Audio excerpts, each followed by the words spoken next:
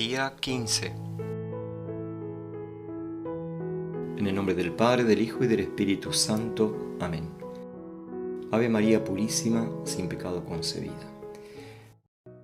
¿Cómo están, queridos hijos e hijas, hermanos y hermanas?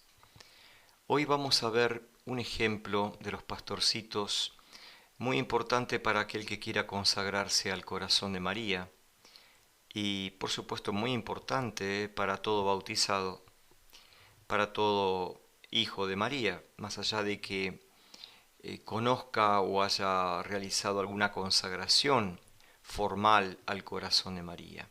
Y es la fidelidad. La fidelidad tiene algunos significados cuando pronunciamos este concepto, esta palabra. Nos da idea de firmeza, de permanencia, de constancia. Los pastorcitos reciben este denso mensaje, estamos viendo, ustedes están leyendo y vamos comentando sus ejemplos, las gracias impresionantes que recibieron y la respuesta que ellos dieron a esas gracias, y les significó ser fieles a la palabra de la Virgen un enorme esfuerzo y una apertura constante al dolor, al sufrimiento, a las pruebas, a las inesperadas contradicciones, y lo fueron superando todo con esa fortaleza. Hay que darle varias vueltas a este tema porque es muy importante para nosotros, muy importante. Y vuelvo a repetir que está entrelazado con nuestro bautismo, con nuestra vida cristiana. No es propiamente algo exclusivo del mensaje de Fátima o que tiene que ver directamente con la consagración al corazón de María. Lo que ocurre es que aquel que se consagra, aquel que quiere entregarse a María como instrumento también de salvación, para difundir su mensaje, para hablar de este tema, para expandir, ¿no? y dar a conocer las devociones de los primeros sábados, la insistencia en el rosario, la consagración al corazón de María, etc. Eso va a significar necesariamente una lucha. Les decía en los primeros audios de esta preparación, ya días pasados, que no nos asustáramos, pero que si queríamos consagrarnos al corazón de María, si queríamos ser imitadores en el sentido de seguir los pasos de nuestros maestros, los pastorcitos, también a nosotros nos era repetida aquella frase de María: quieren ofrecerse a Dios para soportar todos los sufrimientos, etcétera, etcétera. Lo hemos visto varias veces en estos días. Vayan entonces, les dice la Virgen, después de que ellos, Lucía en nombre de los tres, acepta, dice sí queremos, tendrán mucho que sufrir, pero la gracia de Dios será su fortaleza. Y a partir de ese momento, como estamos viendo, comenzó a desatarse en torno a ellos una lucha muy fuerte, hasta el punto en que apenas 2 meses después de la primera aparición, Lucía, muy atormentada, había sufrido pesadillas con apariciones del demonio, donde veía que la arrastraba al infierno, atormentándola, haciéndole creer que era todo un engaño de él, a raíz de una frase del párroco que la atormentó. Vaya a saber si todo esto, dijo en un momento el párroco, casi pensando, hablando en voz alta, pensando en voz alta, ¿no? Si esto no es simplemente un embuste del demonio. Tantas contradicciones, tantos sufrimientos, tantas lágrimas, ¿no? Que llegó el 13 de julio y Lucía pensó, dijo a sus 2 compañeritos, a sus 2 primos: vayan ustedes, yo no voy a la cita porque no sé si esto no es un engaño del demonio. Una gracia especial la hizo salir de esa cápsula de confusión y estuvo presente finalmente como liberada de una cadena misteriosa para, como digo, estar presente a la cita convenida el 13 de julio con María. Alguien podría pensar, y pongo entre paréntesis este tema, es muy importante también, que lo de Lucía propiamente no fue una duda, propiamente no fue una caída de decir, bueno, no voy a ser fiel, me cansé de esto. Era tan grande el tormento, tan fuerte, que parte de la cruz que tenía que cargar sobre sus muy jóvenes años, sus 10 años, era también este tormento. Formaba parte también este tormento y tantas otras cosas que exigió a los pastorcitos momentos de una gran oscuridad, de unos colapsos, unos tormentos muy fuertes, y todo lo fueron pasando porque se iban quedando allí donde estaban. Quieren soportar todos los sufrimientos que Dios quiera mandarles, es decir, ellos interpretaban, y ustedes en las memorias tienen allí varias frases, ¿no?, que aquello que les sucedía estaba permitido por Dios o enviado por Dios. No hacían esas sutiles distinciones. Todo sufrimiento decían que era parte de aquel pacto que habían hecho en la primera aparición.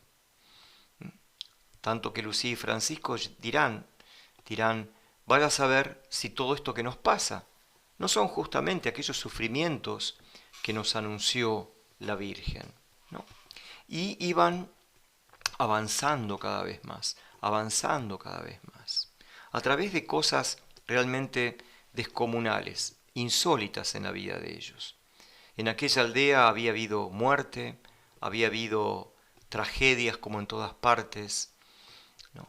Había duro trabajo, el sacrificio de mantener las familias, todos trabajaban, como lo vemos en las memorias, pero a partir de las apariciones, las pruebas alcanzaron otro nivel, otra dimensión, no solo externamente, sino dentro de los corazones de los pastorcitos, duramente probados. Uno de los ejemplos claros de esto es cómo Lucía marca la pérdida aparente del afecto de la familia hacia ella. Más bien, todo lo contrario, ¿no? No llegaron a maltratarla, aunque ella cuenta que la mamá con la escoba varias veces le sacudía el polvo del vestido diciendo: jamás he tolerado una mentira de estas, y menos ahora que tenés engañadas a miles de personas.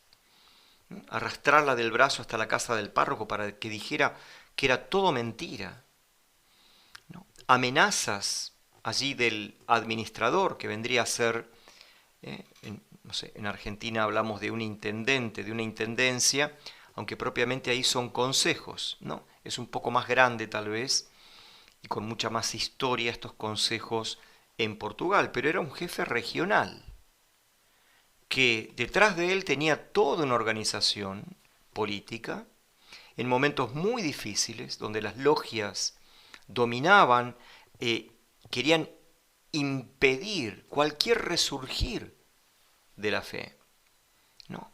Se habían confabulado para extinguir la fe del pueblo portugués, ¿no? Entonces había algo más que una antipatía o algo más que simplemente personajes aislados anticlericales. Había detrás toda una energía en contra. Y esa energía fue a chocar contra los pastorcitos. Tanto que hasta los sacerdotes se pusieron muy nerviosos en su mayoría, porque era un gran problema. Ya estaban muy perseguidos, había iglesias cerradas, habían puesto presos a varios sacerdotes, y esto de que había una aparición y que empezaba a moverse la gente y que venían por los caminos rezando, esto era golpear en lo más íntimo de toda esta estructura anticristiana que pensaban que faltaba muy poco para triunfar y destruir absolutamente la fe en Portugal. Y toda esta esta energía, vuelvo a repetir, descargó sobre estos 3 niños. Y ahí se quedaron, y lo hemos visto en las memorias, amenazas de muerte. Ellos creyeron realmente, cuando estuvieron presos esos 3 días aproximadamente, que había llegado el final de su vida. Y se alentaban unos a otros. Ánimo, no digas el secreto. Se lo fueron llevando de a uno, simulando que los mataban. Pongámonos en el lugar. Pongámonos en el lugar. Jacinta, allí en el calabozo, miraba por la ventana. Nunca más volveré a ver a mis padres.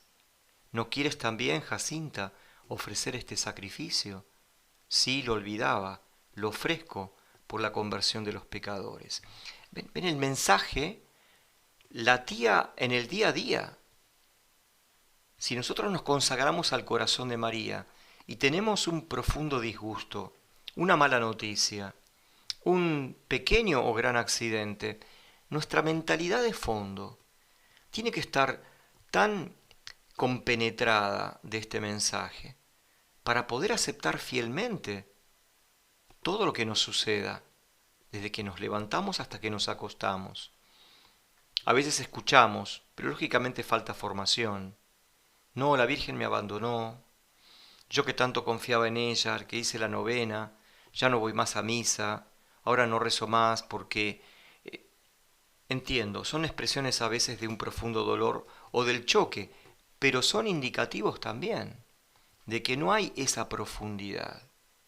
Por eso que esta fidelidad no es únicamente del mensaje de Fátima, ya lo estoy repitiendo 3 o 4 veces en este audio. Es propio del bautismo, es propio de nuestra vida cristiana aceptar nuestra cruz. Pero la Virgen les anunció que tendrían especiales sufrimientos y ellos permanecieron fieles. Fieles en la enfermedad, fieles en la soledad, fieles en ese equipo y fieles a Dios aceptando que en un momento el equipo se iba a romper por razones de fuerza mayor, por la muerte. Alguien pudo haber dicho, no, yo solo no continúo. Caer en estados, estamos hablando de criaturas, de pequeños niños y niñas, 10, 8 y 7 años. Caer realmente en actitudes histéricas, de colapso psíquico, emotivo. Sin embargo, con esa gracia de Dios que la Virgen les había prometido, ellos siguen y siguen y siguen hasta la muerte. Y siguen solos. Hemos visto ayer la muerte en soledad de Jacinta, aquello que más temía. Y se mantuvo firme, fiel. Los 3. Es algo llamativo también que esta fidelidad se dio en equipo.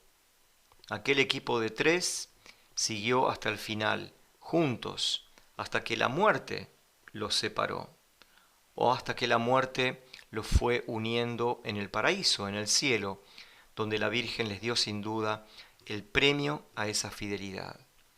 Busquemos, hay muchos ejemplos en las memorias de esa firmeza, de ese quedarse, de ese aguantar todo, de ese no volver atrás, de ese seguir siempre adelante, aceptando todo lo que ocurría desde la perspectiva del mensaje, para reparar los pecados con que Dios es ofendido, para salvar los pecadores, por el Santo Padre y por la Iglesia, ¿no? Y así sucesivamente, fieles, fieles hasta el final.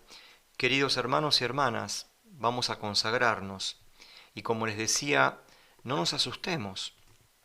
Pero si vas a trabajar para el mensaje de Fátima, si vas a crear grupos de rosario, si vas a difundir los primeros sábados, si vas, tal vez ya pudiste haber comenzado a enviar este archivo PDF de las memorias a algunos de tus contactos o a tus contactos, preparémonos, porque hay sin duda mucha fuerza en contra de este mensaje, porque es el mensaje del triunfo final del corazón inmaculado de María, el triunfo definitivo del corazón inmaculado de María. Ojalá que nuestra consagración sea este ofrecimiento. Al igual que los pastorcitos, aquí estamos seguiremos adelante con la gracia de Dios, fieles a tu mensaje, Madre. En el nombre del Padre, del Hijo y del Espíritu Santo. Amén.